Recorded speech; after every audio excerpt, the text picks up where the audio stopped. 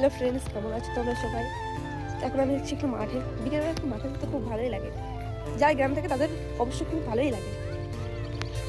দেখো দেখাচ্ছি, আজকে সেরকম রোদই বেরোয়নি। দেখো তোমাদের সবাইকে দেখাচ্ছি, দেখো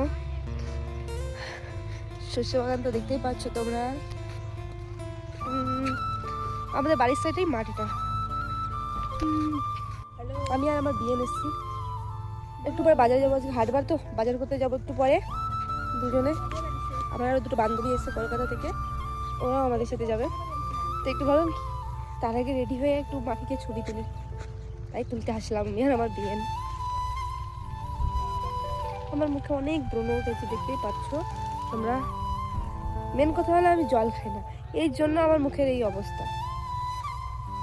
কি করবো, ঠান্ডায় না জল খেতে মনই চায় না, এর জন্য জল খাওয়াও হয় না। ঠিক আছে, তোমরা দেখতে থাকো, আমি ফটো ভিডিও করবো।